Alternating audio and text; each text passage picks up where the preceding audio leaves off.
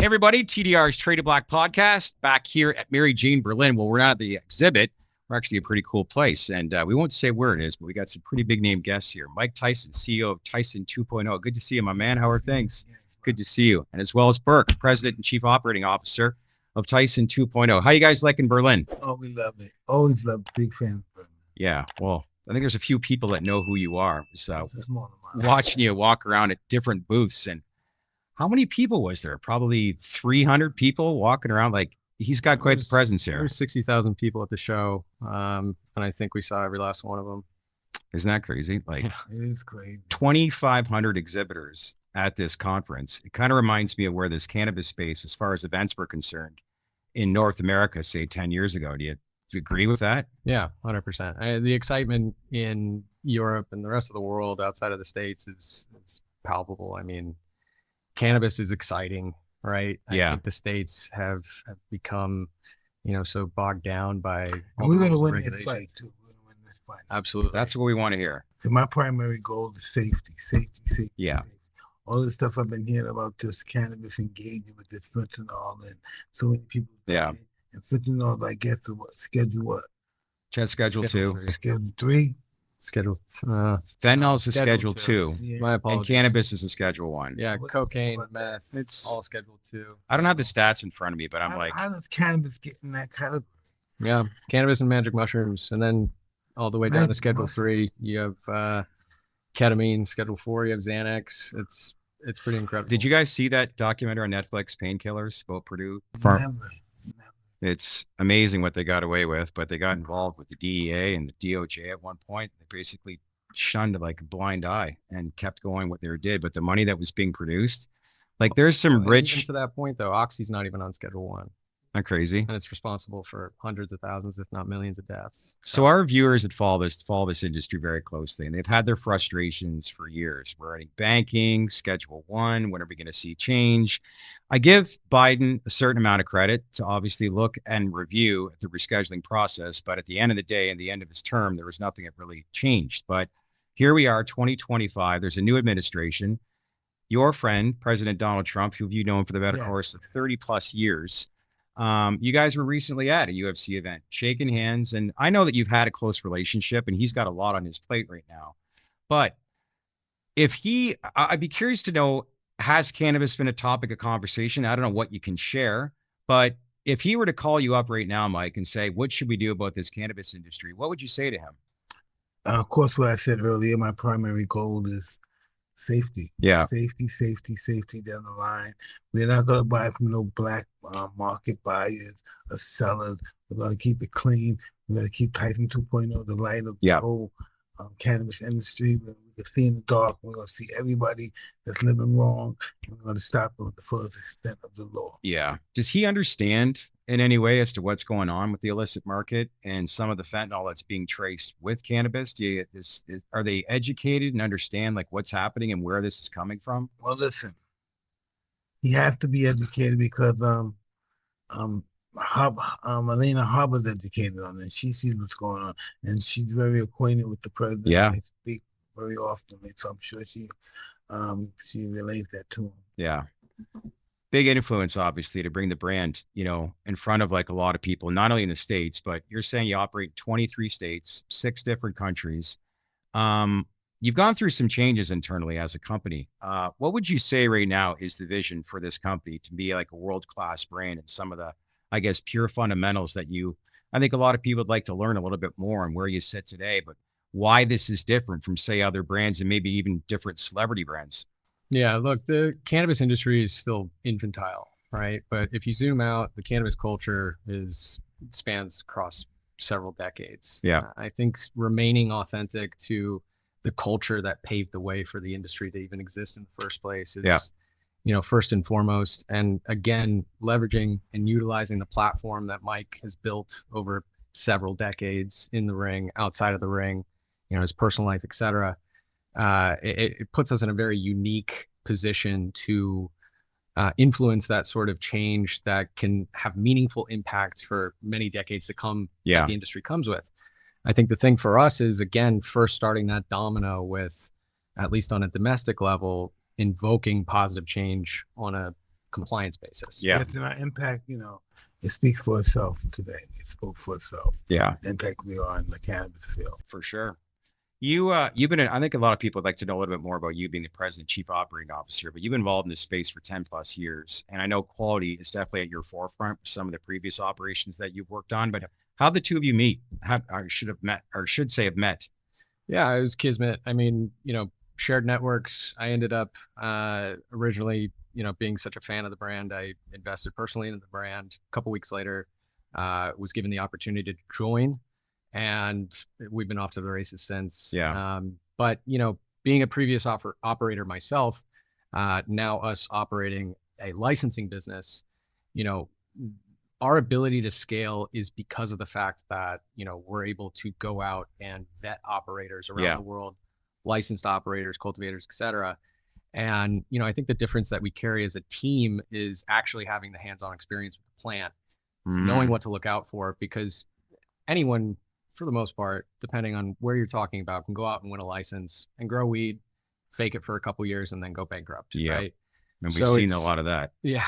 It's the ability to really hone in and choose the right partners from state to state, country to country. That'll give us, the staying power that's required, because at the end of the day, it doesn't matter if it's Mike's name or anyone else's name, no name brand, etc. You have to provide the best product. Yeah. Period. I think that's one of the things that people are sold on your brand, Mike, is the fact that you're a consumer, you back up your product. And let's face it, if you're going to put your name on something, there's got to be quality. So when we look at this industry and how it's expanding and new people are getting involved, it may not be up to speed on what they're buying, whether it's safe, tested, regulated, all that sort of stuff. And we see a lot of that right now. Like, look at the hemp industry, all the synthetic, product that's around in various states, and they're up in arms right now. But at the end of the day, if you're going to get involved in that, there's got to be some sort of accountability. But for those that are trying to learn this industry a little bit more, what would you say to them about the biggest difference between safe, regulated cannabis versus, say, the black market? What should they know? Well, listen, with the black market, you don't know what you're getting. Right. You just have no idea what you're getting, And with a licensed corporation, we're pretty much we're also vulnerable in that field also. But then we're accountable. Right. We're accountable, and then the people black market, they're not accountable at all.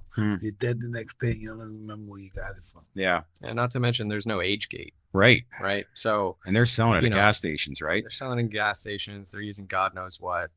That's with the people that don't operate licenses. And I also think a big problem, in the States at least, is the fact that a lot of these states, the way that their legislation and compliance is set up, they almost force operators to compete in the black market, right?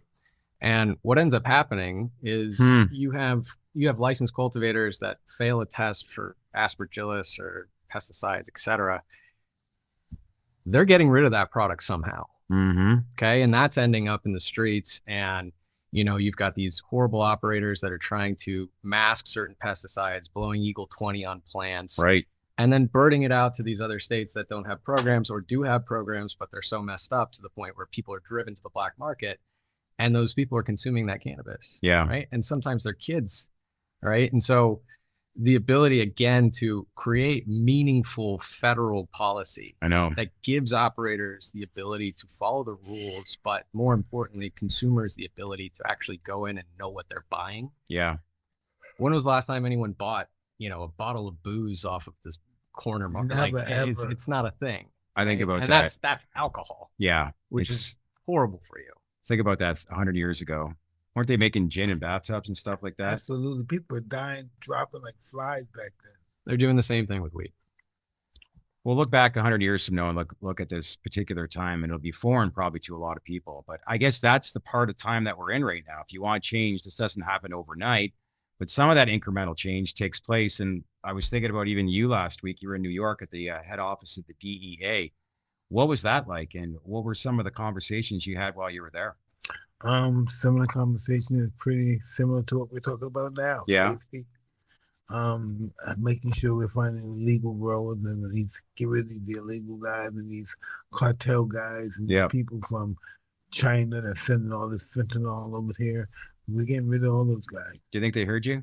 Oh, they're gonna hear us even louder soon. That's encouraging to hear. So is that the idea then? Is just to continue to communicate? And like, is this kind of the initiative in addition to your brand? What do you think, I guess, is like the role that you want to get out of this over these next few months or even the next year? Like, do you tend to keep your voice nice and strong and kind of lead the industry in some ways about educating on where it is right now? Hey, listen, my main goal is all about education. Right. Primary education, education, education. 'Cause that's the only way we're gonna know about this. Yeah. We can't just take it because it's good. We have to be educated about what we're doing. Yeah. It's good to know.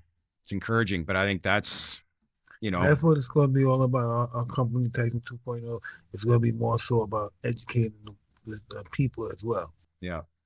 What's that mean for the brand when you have somebody like that involved educating? I mean, it's a cheat code, right? Like, especially in an industry where you deal with nothing but restrictions along the way of how you market your product. Yeah. Because it's still federally illegal. Yeah. So again, the ability to leverage, everything that Mike's given the world with his legacy within this space, it's cooking with gas. Mm-hmm. So what's selling the best right now? Flower is always going to sell the best. At least for now, right? I'm still bullish on other product categories really taking off. But again, you have certain states that allow certain things, certain countries that allow certain things. You can't go in Germany and buy edibles, right?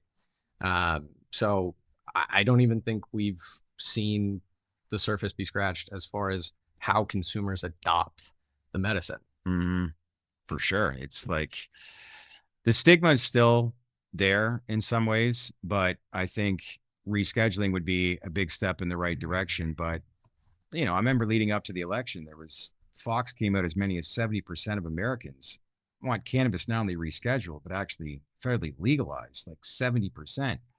Governor DeSantis, moved the threshold for Amendment 3 to 60%. And after the election night, he said Floridians spoke, but 59% of Floridians voted yes for Amendment 3, which would have brought adult use to Florida, and only 41%. So there seems to be a big disconnect with what's going on in Washington and obviously what's going on in the states level. Of course. Because, you've got 24, 25 states that have legalized it from a recreational standpoint, 39 medicinal. But, when I think about just you and the role that you want to continue to do and continue to educate, I think the big question that people want to know is that first step, do you think rescheduling does happen under the Trump administration? Listen, I'm going to say, I have strong belief that it's possible. Yeah. Yeah. More possible than it would have been during the last You do. administration. Yeah. Well, I think people want hope and they want some momentum. One thing I wanted to ask you too before I go, I want to ask you a couple more questions about these earbite edibles. Whose idea was that? That's my wife, Kiki. She's very creative. So walk me through it. Like, what were you drinking, sipping a little coffee in the morning? She came up with an idea. She came up and talked about some earbite situation. And it's going to be a little earpiece of the ear medicine. I thought it was ridiculous. And everybody made a vote and we voted and it was good. I didn't think it was going to be successful, but it was knocked out. Yeah, well, Sales concern. All it's done is become, I don't know if it's number one, but is it a top 3 ranked edible in the country right now? Yeah, definitely. Yeah. People love it. Yeah. We continue to innovate on the product beyond, it being obviously genius marketing. Yeah. So yeah, no, it's great. And, it definitely is a unique product out there. Yeah. We're in Berlin right now, international market. Like you said, you operate Macedonia, you were saying, and there's a couple of things before we got going that said there's a couple of things that I think America can learn from the international market where you can actually grow in specific countries and ship to other international countries. What do you mean by that? And what can the US, learn from that? Yeah, look, I mean, we grow the majority of our cannabis internationally within the markets that we're in here, in Macedonia, as you mentioned. Ship it to Germany, UK, Australia, etc. It's those sort of capabilities that operators have here that I think the states could take a page out of the book from. It creates a much smaller barrier to entry for operators, right? Macedonia, you have lower labor, cost of goods, etc. And the ability to literally put it on a cargo plane and land it here so that it gets into a pharmacy within a 1 week span. Yeah. That's just not something that the states has any sort of roadmap to executing, right? But if they did, I think we would see a huge lift within the industry, because then you'd actually have the ability to say, okay, we're going to allow interstate commerce where, cannabis is grown best in California, Oregon, Washington, et cetera. Let's make sure that we're able to get the same sort of products to states like Maine, et cetera. Right. So I think a total reshuffling of how we go about, allowing interstate commerce and licensed operators to really thrive where they are is going to send the industry over the moon. Yeah. One of the things I learned actually 2 weeks ago in the European market, more specifically Germany, was that it's illegal for doctors to give kickbacks for prescribing opioids. And wow, isn't that a breath of fresh air? Keep things. Should they be legal to get that? What's that? Sorry? It shouldn't be legal for them to have backpack. Well, I'm just saying, like, there's so much lobbying in the U.S. and how big pharma comes in and pushes these kickbacks for these doctors basically to prescribe opioids, which is ridiculous. But if you actually speak to pharmacists that are showing actual revenue dollars, no kickback. No. Yeah. So I think at the end of the day, ultimately, it's just, we look at what's progressing here in Germany, and it's great to see, like, I think they had 250,000 registered medical patients a year ago. It's close to 1 million. They've got 84 million people. And they're saying there's as many as 10 million that are in the black market right now. But a key thing, too, is that the regulated market is cheaper in this market than the black market, which, again, slow roll out, but they're doing things the right way. We need to show these black marketers that we can be legal. Right? Legalize them. Yeah. What do you think the industry looks like? Not only from a business standpoint, but like good friend of yours, Weldon Angelos, what he's been trying to do. Do you think we'll see federal legalization one day in America for cannabis? I just believe that it's just a powerful revolution going on right now, and I think we're going to win. I really believe in it. Really? Yeah. Do you mind me asking you? Like, I hope you're right, Mike. I really do. Like, what makes you believe that? I just have that feeling. Yeah. Look what happened today. That's all over the world. If we went to Brazil, there'd be more people. Good point. It's just all over the world. Yeah. And that's like the number one buyers, I'm sure, in the world, because everybody in Brazil smokes cannabis. I know. There was, I don't know how long the lineup was outside, but some people were saying it took 4 hours just to get inside. But 200,000 people, they said, over the weekend at this place. So it's not just a North American thing, but you guys travel all over the world. You see cannabis developing. Like, what are some of the countries that maybe us in North America are unaware of that you can maybe educate us on as to what you're seeing? Like, is there anything? But it's just the European countries, especially the Balkans, are just so much older and sophisticated than the American countries. So they don't understand the rules as well. I believe that the countries like Romania or something. Right. Yeah, because they've been in the business longer than America. Yeah. More or less. Yeah, I hear you. Traveled a lot recently, haven't you? Yes, because of cannabis. Global brand. That's where you guys are. Well, I don't want to say is that where it's going. It's already a global brand. But what does first step? I'll ask again, rescheduling. What's it do for Tyson 2.0? Yeah, I think it just changes the scope of how we're able to operate. And most importantly, again, going back to the strength of our partnerships, it gives those partners the ability to succeed. Right. And then now, give it the potential to become a superfood one day. A super what? Superfood. Oh, good. Yeah, that's a good point. That's next on the list. Yeah. Well, I wanted to ask you, Mike, like, do you know a lot of people that are, been in jail, for cannabis possession? Like when I see Weldon's story, it's crazy. Listen, I know a lot of people that experienced that. Yeah. And to think here we are, 2025. I've spent 15 years over cannabis. Really? Yeah, according to 15 years. It's crazy how much, like, you go back to the whole war on drugs in the 1980s, and, you got to look at your calendar and realize that's 40 years ago, right? Hey, but that was a different fight back then. Yeah. That was a totally different fight. Cannabis wasn't really an enemy. It was crack. It was heroin. Yeah. And whatever they had going on back then. But it was never. They made cannabis enemy in the 30s with that Reefer Madness movie. Yeah, you're right. You're right. Yeah, they tried to make it a demon back then. What do you think of like how it's grown and progressed and where we are today? As much as we do need some changes, it is pretty incredible to see Hey, how listen, much. it's going to talk for itself. Yeah. It's going to do the right thing to talk for itself. Yeah. I can't see how it couldn't. You can't see. I can't see it continuing to go like this. It's getting more and more powerful as the days go on. See that. Yeah, and again, I think it goes back to the availability of education in the first place, right? You still have people, even young people that take a look at cannabis and think that it's this monster, right? And it's because there's been such a lack of true education. I don't see young kids saying this among I've, I don't I've see heard that. some. Really? No? No, I see young kids saying, this is what we want to do. Yeah. This is our acceptance." Well, one thing's for sure.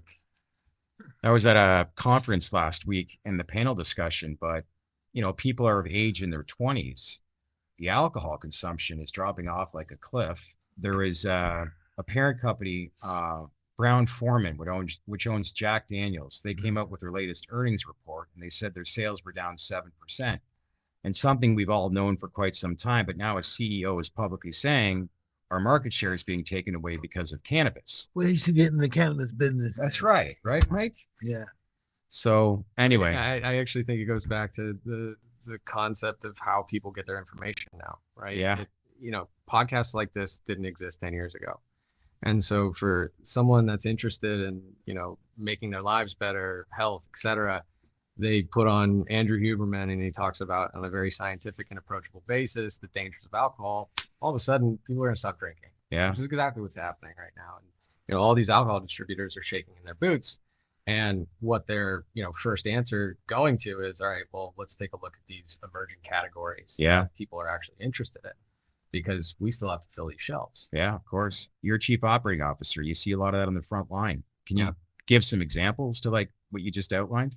Yeah, I think the big alcohol distribution companies, brands, et cetera, they're still pretty careful about how they enter the space. But they're listening, right? Oh, they're definitely listening. Yeah. And a handful of them have gotten, their hands in the fight. But again, tip the iceberg. Until something federal happens, they're not going to want to associate as much as they would probably like to. Yeah. But the water is boiling, isn't it, Mike? I see similar. Yes. Beverages and edibles. I look at the future and how that's going to grow. It's like I look at the female demographic too with the edible side of things, and that seems to be a very strong market. But it is. I'm a flower guy. You're a flower guy? Yeah. Flower still reigns king, doesn't it? I agree. Yeah. I agree. Before I let you go, gotta ask you a question. Yes. Canelo's fight in September. Yes. Who wins that fight? I'm gonna go find out.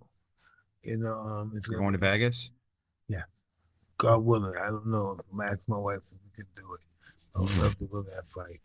Netflix is covering it too. That's the second fight. You and Jake Paul were the first one. So yeah, looks like they're going to be covering a lot of these big events. You think pay-per-views are a thing of the past? It could be if Netflix does the right thing. Partnering up with me, of course. Fight Jake Paul again? Huh? Fight Jake Paul? Well, I fought him the first time, so I wouldn't have to do it again. There you go. You got to fight anymore? Or is that pretty much? No, I don't need to do that. You don't need to do that. Honestly, it's become a global brand. And I think on behalf of everybody in the cannabis industry, you, Burke, being the president and chief operating officer, Kiki, obviously the chairman of the board, and you guys have got a lot of great players. Special shout out to Jason Wild from Terracin and Brady Cobb. They set this podcast up, but great guys. And Brady was just saying, like, talk to Burke about quality, because me and him kind of like are on the same page, and that's kind of what we're mirroring, which is he's a great guy, isn't he? He's the best. Yeah, one of the most educated and well-rounded executives that the industry has to offer. Yeah, what a story about his dad, huh? Yeah. No, yeah. But that's it. It started at that point for him, right? So he's got decades of experience on people that, like myself, could never even dream of having. Yeah, I know, right? 5 years old, and his dad living down in Key West, and their neighbors with Jimmy Buffett. So that would have been a hell of a story, but no idea what he was doing. But Jason as well, very good finance. But I want to say just a special thanks to those two guys for setting this up. Listen, if you're going to grow as a podcast, you got to be consistent. and you got to have some big name people on. And I think this is probably the biggest guest that we've had on ever. But on behalf of all of us at our company, honestly, Mike, it's one of the highlights of probably my life and my career. And I want to say thanks. Hey, you ain't seen nothing yet. Good stuff. Thanks, Burke. Appreciate it. TDR's Trade Black podcast. Wrap this up here in Mary Jane. What a week it's been. But leave your comments below and let us know. Let's keep this conversation going. You think Big Mike and Burke get this across the finish line and we see rescheduling? Let's hope so. In the meantime, like I always say, stay open-minded, stay connected, and I'll see you next time in the latest TDR Trade Black podcast. Thanks, everyone.